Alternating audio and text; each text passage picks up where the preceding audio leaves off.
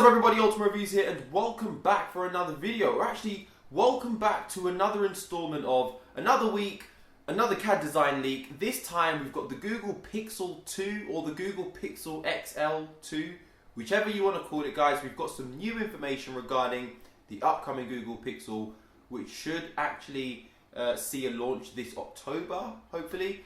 But yeah, guys, I reviewed this phone way before I took a break off YouTube back last October, I believe, and the phone was fantastic. So I'm really looking forward to see what Google have to offer this year.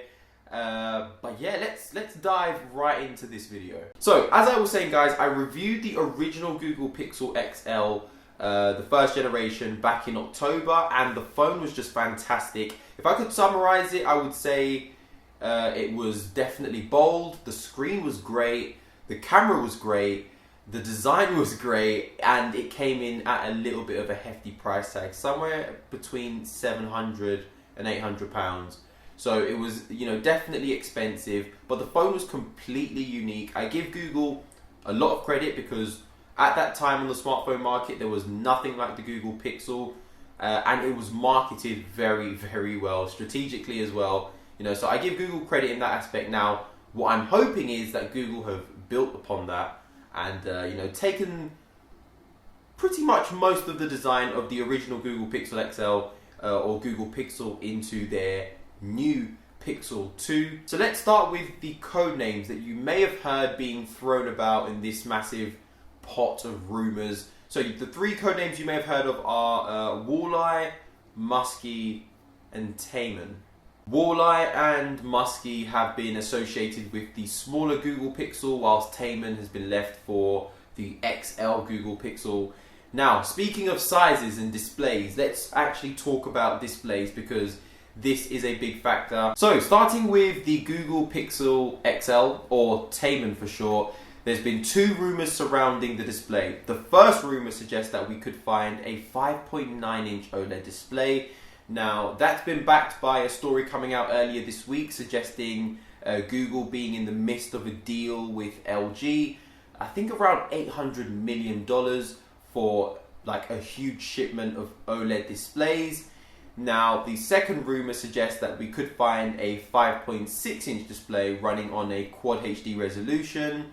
I think at an aspect ratio of 18:9. Some rumors have suggested 17.5 to 9, but either way, that's a little bit on the long side. So it will be very interesting to see where Google are going with the design of the Pixel. So moving on over to the design. Now, the renders we've seen so far look absolutely fantastic. I'm loving the super thin bezels. I'm loving the back of the phone. I'm just loving the design in general. I hope it turns out to something very similar like what we've seen so far on the renders. I didn't have a problem with the previous design. Again, I think it was a little bit on the chunky side, but hopefully Google can sort of adapt and, cut down on some stuff and thin down the phone. I'm not fat shaming at all, guys, but the phone was a tad on the chunky side. Definitely a bit thicker than, the phones that were out then.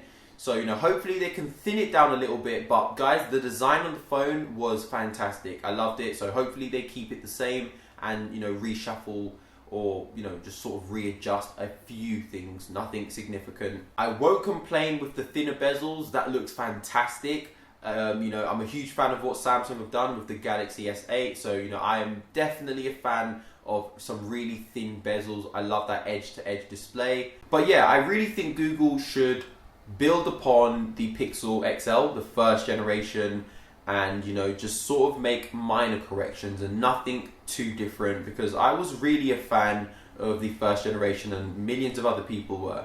However, there's been one rumor that's just been floating out there surrounding the design of the phone. Now, it's been rumored the Google Pixel could feature a squeeze mechanism. So if you guys are familiar with the squeeze mechanism found on the HTC U11, it's pretty much a mechanism that responds to pressure. So the phone will pretty much respond according to how hard you squeeze on the phone, and that can be obviously customized. So if you squeeze really hard, that could activate camera, which I could see how it could be useful. Like if you pull your phone out your pocket and you just squeeze it and, you know, it instantly loads onto the camera. That can be really, really useful. You know, I can see how it could be useful, or squeeze lightly, make a phone call maybe, or squeeze 3 times and make an emergency call. So there's definitely, you know, a wide range of capabilities using that feature, and I could see why Google would consider it, and I would actually be really looking forward to see how it operates,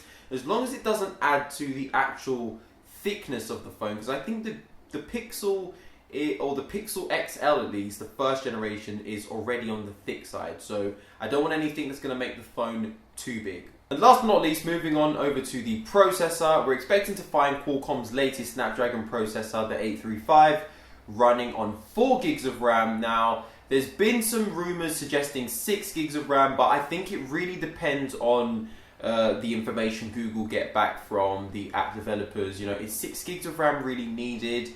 So, you know, that's subject to discussion really. However, I think 4 gigs of RAM is the safest rumor to go with. It's most likely, and it's been rumored we'll find an Adreno 540 GPU. So all in all, a very fast, up-to-date processor. The first generation Google Pixel was very responsive, very snappy, so hopefully we find the exact same in the new Google Pixel, and it'll be very interesting to see how it stacks up against the iPhone 8, the Samsung Galaxy S8, and the OnePlus 5.